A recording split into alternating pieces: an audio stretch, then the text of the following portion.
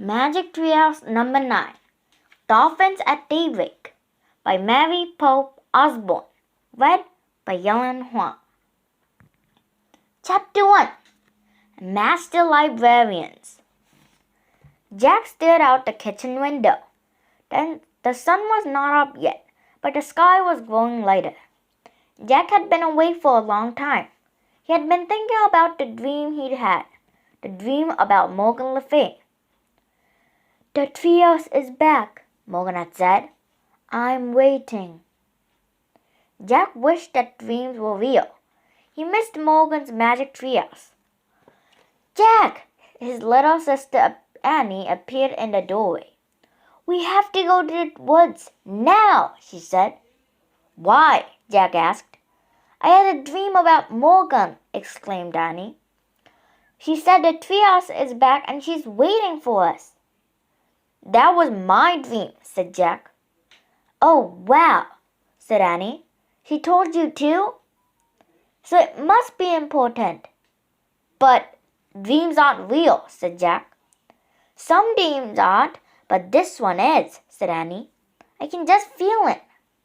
She opened the back door. "I'll see you later." Wait, I'm coming," said Jack. He raced up the stairs. Having the same dream must mean something, he thought. He grabbed his backpack and threw his notebook and pencil into it. Then he ran downstairs. "We'll be back soon, Mom," Jack called into the living room.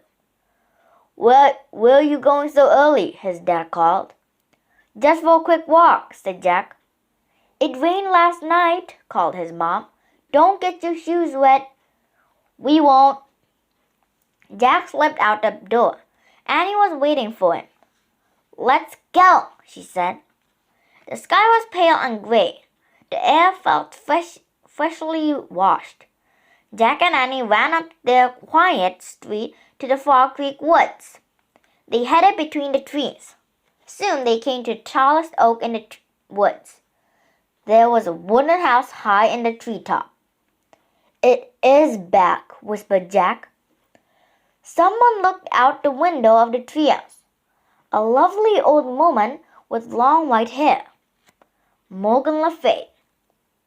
"Come up," called the magical librarian. Jack and Annie climbed up the rope ladder and into the treehouse. In the dawn light, they stared at Morgan Le Fay. She looked beautiful in a red velvet robe. Jack pushed his glasses into place. He couldn't stop smiling. "We both had dreams about you," said Annie. "I know," said Morgan. "You do?" "Yes, I sent them to you," said Morgan, "because I need your help." "What kind of help?" said Jack. "Merlin the magician has been up to his tricks again," said Morgan, "so I haven't had any time to collect books for Camelot's library." "Can we collect them for you?" asked Annie. "Yes, but in order to gather books through time, you must be master librarians," said Morgan. "Oh, well," said Annie, sadly. "But you can become master librarians," said Morgan, "if you pass the test." "Really?" said Annie. "What kind of test?" Jack asked. "You must show that you know how to do research," said Morgan, "and show that you can find answers to hard questions." "How?" said Annie. "By solving 4 riddles," said Morgan. She reached into the folds of her robe and pulled out a rolled-up paper. "The first riddle is written on this ancient scroll," she said. "This book will help you find the answer." She held out a book. On the cover were the words, "Ocean Guide." "This is where you have to go," said Morgan. "The ocean? Oh, boy," said Annie. She pointed at the cover. "I wish we—" "Stop!" Jack grabbed Annie's hand. "How will we know if we found the right answer to the riddle?" he asked Morgan. "You will know," Morgan said mysteriously. "I promise you will know." Jack let go of Annie's hand. She pointed again at the cover and finished her wish.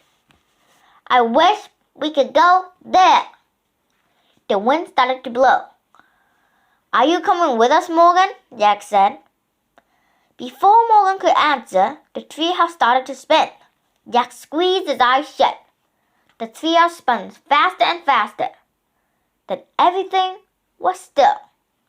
Absolutely still. Jack opened his eyes. Morgan Le Fay was gone. Only the ancient scroll and the ocean book were left in her place. Chapter 2. The Reef. A breeze blew through the window. Seagulls cried, waves lapped ashore. Annie picked up the riddle scroll. She unrolled it. Together she and Jack read the riddle. "Rough and gray as rock, I'm plain as plain can be, but hidden deep inside, there's great beauty in me. What am I?" "Let's go find the answer," said Annie. She and Jack looked out the window. The treehouse wasn't in a tree. It was on the ground. "Why is the ground pink?" said Jack. "I don't know," said Annie, "but I'm going out there." "I'm going to do a little research first," said Jack. Annie climbed out of the treehouse. Jack picked up the ocean book and flipped through it. He found a picture of a pink island surrounded by water. He read, "This is a coral reef. Corals are tiny sea animals. After they die, their skeletons remain. Over time, the reef builds up from stacks of coral skeletons." "Oh man, tiny skeletons," said Jack. He pulled out his notebook and wrote, "Millions of coral skeletons." Jack, come look at this," cried Annie. "What is it?" "I don't know, but you'll love it," she said. Jack threw his notebook and the ocean book into his pack. He climbed out the window. "Is it the answer to the riddle?" he called. "I don't think so. It doesn't look very plain," said Annie. She was standing at the edge of the water. Beside her was a strange-looking machine. Jack hurried over the bumpy coral to get a better look. The machine was half on the reef and half in the clear blue water. It looked like a huge white bubble with a big window. "Is it a special kind of boat?" asked Annie. Jack found a picture of the machine in the ocean book. He read, "Scientists who study the ocean are called oceanographers. Sometimes they travel in small diving vessels called submersibles, or mini-subs, to study the ocean floor." "It's a mini-sub," said Jack. He pulled out his notebook. "Let's get inside it," said Annie. "No," said Jack. Actually, he did want to see what the sub looked like inside, but he shook his head. "We can't. It's not ours." "Just a teeny peek," said Annie. "It might help us figure out the riddle." Jack sighed. "Okay, but we have to be careful. Don't touch anything," he said. "Don't worry," said Annie. "And take off your shoes so they won't get wet," said Jack. He and Annie slipped off their shoes and socks and threw them toward the treehouse. Then they stepped carefully over the sharp coral. Annie turned the handle on the hatch of the mini-sub. It opened. She and Jack climbed inside. The hatch slammed shut. The mini-sub was tiny. 2 seats faced the big window. In front of the seats was a computer built into a control panel. Annie sat down. Jack opened the ocean book and read more on the mini-sub page. Mini-subs have strong hulls to keep air in and protect these aboard from water pressure. Computers are used to guide the mini-subs through the ocean. "Oops," said Annie. "What's wrong?" Jack looked up. Annie was waving her hands in front of the computer. Now the screen showed a map. "What's going on?" said Jack. "I just pressed a few keys," said Annie. "What? I said not to touch anything," said Jack. An air blower came on. The mini-sub jerked backward. "Get out," said Jack. He and Annie scrambled for the hatch. Jack grabbed the handle, but they were too late. The mini sub slid off the reef. Then it dove silently down into the deep. Chapter 3. Mini sub. "You've really done it now, Annie," said Jack. Sorry. But look at the window," Annie said. "Look." "Forget it. We have to figure this out." Jack stared at the computer. He saw a row of pictures at the top of the screen. "What did you do?" he asked. "I just pressed the on button," said Annie. The screen lit up, and I pressed the starfish. "That must be the command to go underwater," said Jack. "Yeah, then the map came on," said Annie. Okay. The map shows the reef," said Jack. "Look, there's the mini sub on the map. It's moving away from the reef."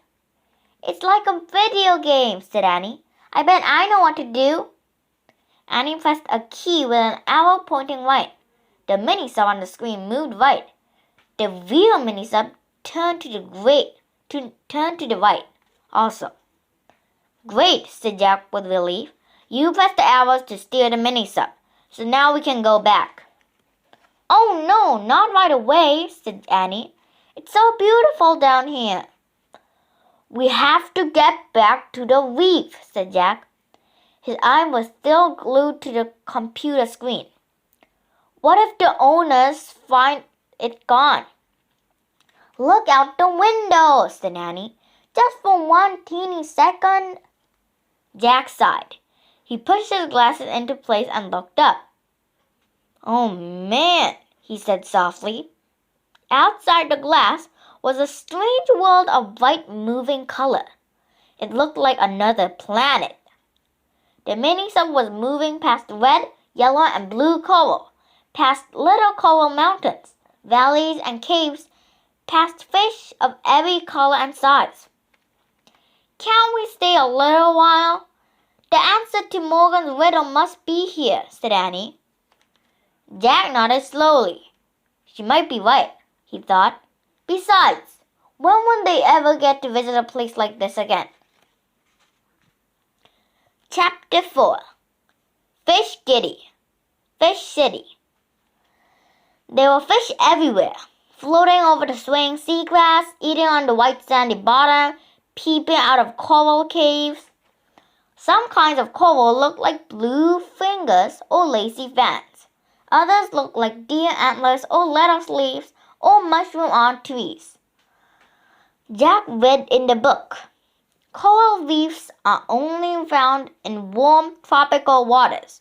Nearly 5,000 different species of fish live around coral reefs in the Indian and Pacific Oceans. Jack pulled out his pencil and notebook. He started to write a list. Coral reef research. Warm water. Over 5,000 kinds of fish. "Look," said Annie. The sub floated past a huge starfish, then a pink jellyfish, then a blue seahorse. Jack added to his list. Starfish, jellyfish, seahorses. "What is that?" said Annie. Jack saw a creature that looked like a giant pancake with a long tail. "A stingray," said Jack. He put that on his list as well. "And that?" said Annie. She pointed at the biggest shell Jack had ever seen. It was as big as a footstool. "I'll have to check on that one too," said Jack. He turned the pages of the ocean book. When he got to the page about clams, he read aloud. The giant clam of the coral reef is 3 feet wide and weighs up to 200 pounds. "Wow," said Annie. "No kidding," said Jack. He added giant clam to his list. "Dolphins!" cried Annie. Jack looked up. 2 dolphins were peering in the window. They tapped their noses against the glass. Their eyes were bright. They seemed to be smiling. Jack laughed. "It's like we're in a fish tank and they're looking at us," he said. "Their names are Silky and Sam," said Annie. "Sister and brothers." "You're nuts," said Jack. Here's a kiss for you, Suki, Annie said. She pressed her lips to the glass as if she were kissing the dolphin's nose. Oh, brother, said Jack. But the dolphin opened her mouth and tossed her head. She seemed to be laughing. Hey, I know the answer to the riddle. Dolphins, said Annie.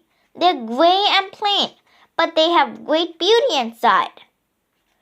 You forgot the rough as a rock part, said Jack. Dolphin skin looks smooth and slippery. Oh, right, said Annie. The dolphins flipped their tails. They swam off into the light blue water. Wait, don't go, called Annie. Suki! But the dolphins were gone. It's time for us to go too, said Jack. He was afraid someone might be looking for the mini-sub. But we haven't solved the riddle, said Danny. Jack studied the bright underwater world. I don't see the answer, he said. There's nothing plain at all out here. Then maybe the answer's in the mini-sub, said Annie. They looked around the tiny space. I'll check the computer, said Jack. He studied the row of pictures at the top of the screen. He pressed the book picture. The word ship log flashed onto the screen. Chapter 5. 2 Eyes. What's a ship's log? Said Annie. It's a diary of an ocean trip, said Jack. He peered at the computer screen and read a log entry. Monday, July 5. Hey, that was just last week, said Jack.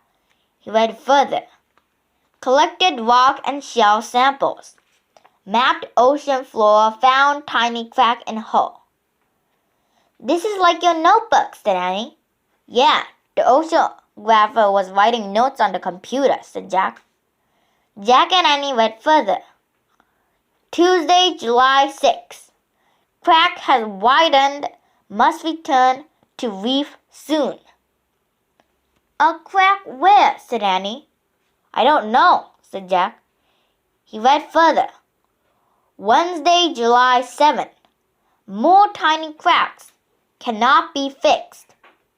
Heading back to reef today. Uh-oh.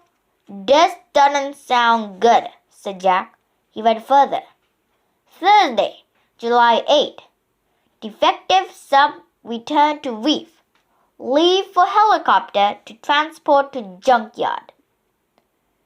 Defective means broken, right? Said Annie. Yep, said Jack. So this sub is broken, right? Said Annie. Yep, said Jack. And it was waiting to be taken away by a helicopter to a junkyard.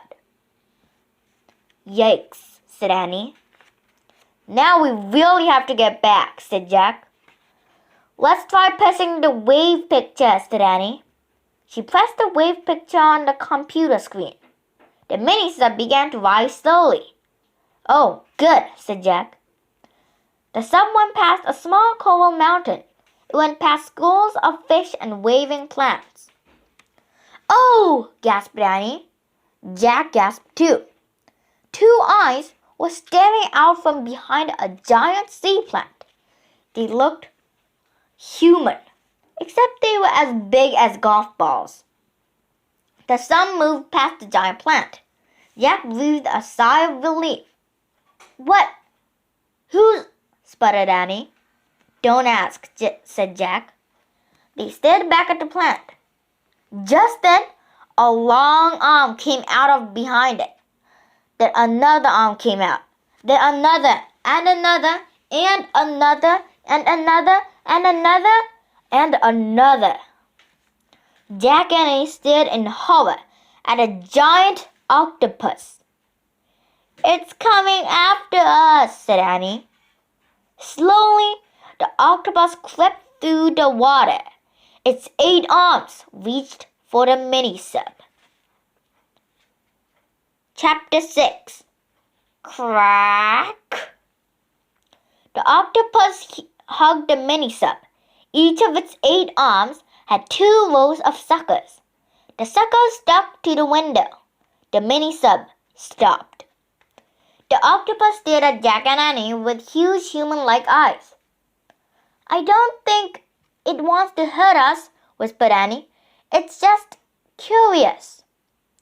I'm going to research it, said Jack. His hand shook as he flipped through the pages of the ocean book. He found a picture of an octopus and read aloud. The octopus tends to be a gentle, shy creature. Sometimes, though, curiosity gets the best of it and it comes out of hiding. Aw, see, I told you. He's shy, said Annie. She yelled to the octopus. Hi, I'm Annie, and he's Jack. Oh, brother, moaned Jack. He read further. But the octopus has huge strength.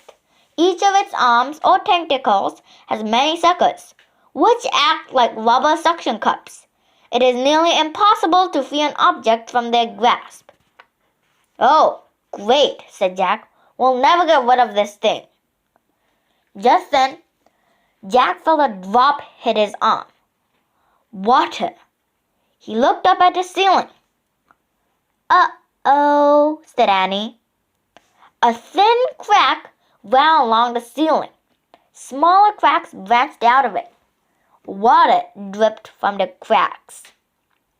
We found the cracks, said Annie. The octopus better let go before the whole ceiling breaks, said Jack. Let go, please, please, Annie shouted at the octopus. The creature blinked, as if trying to understand her. Please, please, please, she shouted. Come on, Annie, said Jack. It doesn't care if you're polite. The octopus blinked at Jack. Get out of here, Jack yelled at it. Now, beat it, scram, go. The octopus shot a cloud of black liquid into the water and disappeared into the dark cloud. Its long tentacles trailed through the water. The mini-sub started to rise slowly again. You hurt his feelings, Annie said. I don't think so. Something bothered Jack. He looked back at the ocean book. He read to himself. The octopus squirts black ink to escape its enemies. One of its main enemies is the shark. Oh no, said Jack. What's wrong? Asked Annie. Jack looked out the window. The water was growing clear again. A shadowy figure moved toward the mini-sub. What is that? Whispered Annie. The fish was way bigger than dolphins and had a very weird head. Jack could feel his heart nearly stop. A hammerhead shark, he breathed. We're really in trouble now. Chapter 7. Remain calm. The shark swam behind the coral. Where did it go? Said Annie, peering out the window. It doesn't matter, said Jack. We have to get to the top. More water's coming in, said Annie. Yeah, I know. Come on. Come on. Faster. Jack ordered the mini-sub. Even more water's coming in, said Annie. Lots more. Jack looked up. The water wasn't dripping now. It was spurting. A few seconds, said Jack. Suddenly, the mini-sub burst out of the water. It bobbed on the waves like a cork. The ocean sparkled all around it. Safe, shouted Annie. Jack felt the water rising around his bare feet. Not really, he said. Oops, said Annie. The octopus must have made cracks in the bottom too. The water was up to their ankles now. Jack looked out. He saw a reef in the distance. The sub can make it. It doesn't look that far, he said. Go, go, go, said Annie. She pressed one of the steering keys. Suddenly, the screen went blank. What's happening? Said Jack. Annie pressed the key again. Then Jack pressed the other pictures. Nothing happened. "It's dead," said Annie. "Oh, great," said Jack. Now the water was up to their knees. "I guess we'll have to swim," said Jack. He took a deep breath. "Right," said Annie. "It's a good thing we had swimming lessons this summer." "Right," said Jack. "And it's a bad thing we just saw a shark." Jack quickly found a picture of the shark in the book. He read aloud. "If you ever see a shark in the water, don't splash. Swim calmly away." Jack closed the book. "We better do the breaststroke," said Annie, "so we don't splash." "Yep, and stay close," said Jack. "Very close," said Annie. Her eyes were wide, but she seemed very calm. Jack took a deep breath. He tried to be calm too. He calmly took off his glasses. He calmly put them on the book into his pack. He calmly put his pack on his back. Annie opened the hatch. "Be calm," Annie said.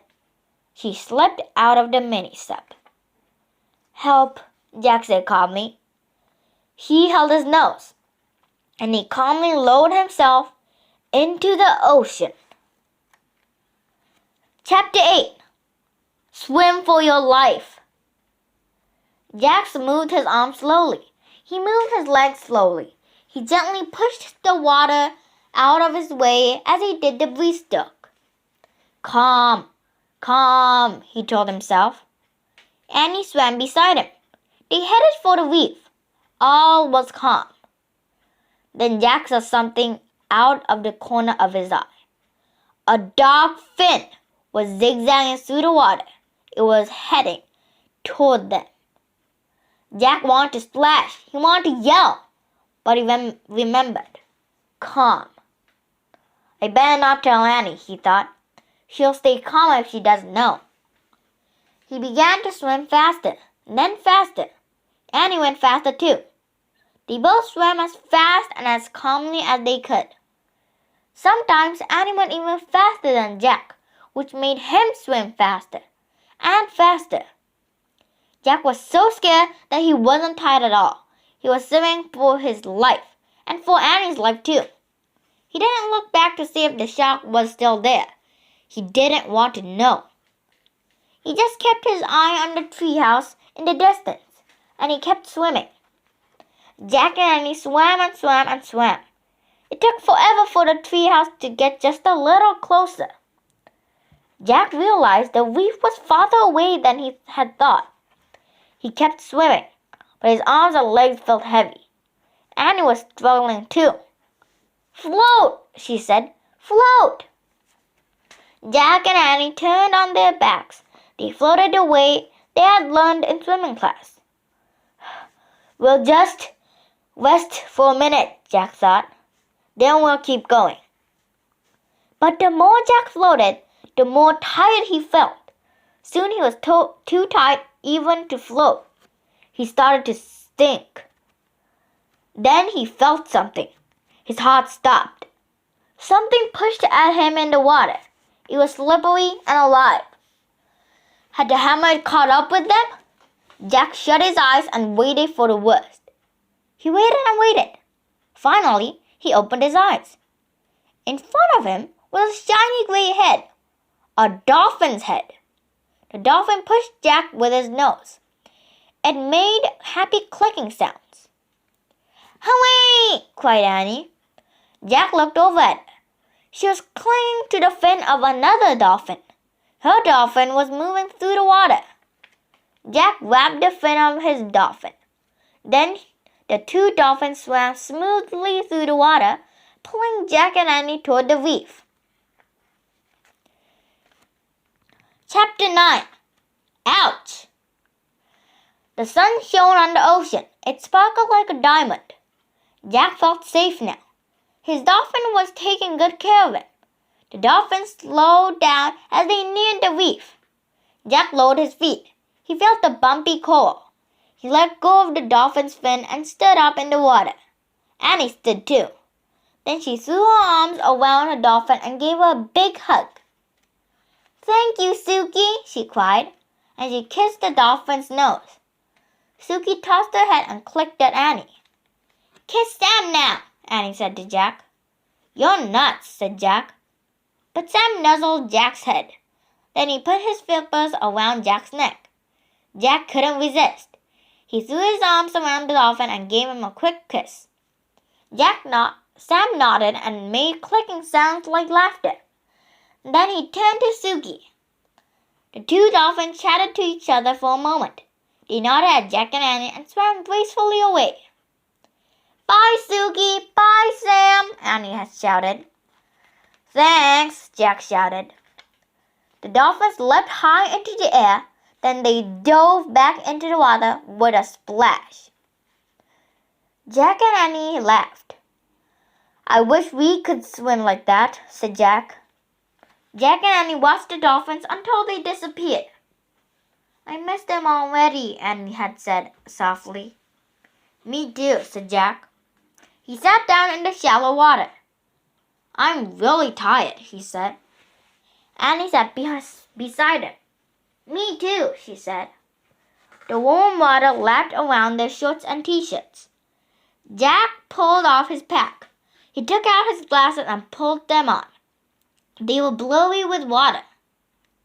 Guess what? Said Annie. What? Said Jack. I saw the shark when we were swimming, Annie said, but I didn't tell you. I wanted you to stay calm. Jack stared at her. I saw it too. I just swam faster so you could swim faster. And I swam faster so you could swim faster, said Annie. I guess we swam double fast then, Jack said. He shook his head with wonder. What now? Said Annie. We go home, said Jack. But you haven't solved Morgan's riddle yet, said Annie. Jack sighed. He pulled his notebook out of his pack. It was soaked. He pulled out the ocean book. It was soaked too. We failed, he said. My reaches is all wet. We'll never be master librarians now. Jack put everything away. Let's go, he said sadly. He stood up. Then he started across the pink reef toward the treehouse. Annie followed him. Ouch, Annie said. What's wrong? Jack looked back. I stepped on something. Annie bent down to rub her foot. What? Said Jack. A shell? Yeah, this. She picked up a large gray shell. Boy, is it rough and gray as a rock. And plain as plain can be, whispered Jack. They had found the answer. The shell looked like a clamshell, only bigger and with more ridges. How could this ugly shell be the answer to the riddle? Said Annie. What about the part that says, there's great beauty in me? Wait, research, said Jack. He opened the soaked ocean book. The pages were stuck together, but he was able to turn a few. He found a picture of the gray shell. He read, divers search for oysters in deep water, but sometimes oysters washed up on reefs or beaches. Inside some oysters, you can find a pearl. The pearl's natural beauty makes it a treasure. It must have a pearl inside it, said Jack. Annie peered into the crack between the two halves of the shelves. I can't see anything, she said. How does a pearl get in there anyway? Jack read aloud from the wet page. Sometimes a grain of sand will get between the oyster's shell and its skin. This irritates the oyster, so it makes a pearly material to surround a grain of sand. In this way, over a few years, a pearl is formed. I can't tell if there's a pearl in there or not, said Annie. Maybe we should bang it against the rock, said Jack. Now that will really irritate the oyster, said Annie. Yeah. Maybe we should just leave it alone, said Annie. She gently put the oyster back in the water. But how will we know if oyster is the right answer to the riddle, said Jack. Morgan said we'll know, said Annie. Come on. Jack pushed his glasses into place. Then he and Annie picked up their shoes and socks. They climbed through the window of the treehouse. Morgan's skull was lying on the floor. It was open. "Look," said Annie. She and Jack stared at the skull. The riddle had faded away. In its place was one shimmering silver word. Oyster. "Morgan's magic," whispered Annie. Jack let out a huge sigh. "We got it right," he said. "And here's the Pennsylvania book," said Annie. "Let's go home." She opened the book. She pointed to a picture of the Frog Creek woods. "I wish we could go there," she said. The wind started to blow. The treehouse started to spin. The wind blew harder and harder. Then everything was still. Absolutely still. Chapter 10. The True Pearl. Dawn light slanted into the treehouse. No time at all had passed since they'd left. Day was breaking. Jack rolled up the ancient scroll. He tucked it into the corner. "We solved the first riddle," he said. 3 more to go." "I don't see any other scroll," said Annie. "Maybe tomorrow we'll get the next riddle." "That's okay," said Jack. "I think I need to rest and dry out." His t-shirt and shorts were still soaked. His backpack too. Only his shoes and socks were dry. "And this needs to dry out too," said Annie. She put the wet ocean book in a patch of sunlight. Then Jack and Annie climbed down the ladder. They walked through the woods, through leafy shadows and golden light. They left the woods and started down their street. "You know, we should have found the answer to the riddle right away," said Jack. "The oyster was on the reef all along." "I know, but we wouldn't have had so much fun," said Annie. "Fun?" said Jack. "You call being squeezed by an octopus and chased by a shark fun?" "Don't forget the dolphins," Annie said simply. Jack smiled. "Right," he said. "The dolphins made up for everything. They were fun." "I guess they were the true pearl in the oyster," said Annie. "Yep," said Jack. "I wonder what Sam is doing right now." "Sam?" Annie grinned at it. "You're nuts," she said. They climbed their steps and went into their house. "We're back," Annie shouted. "Did you get your shoes wet?"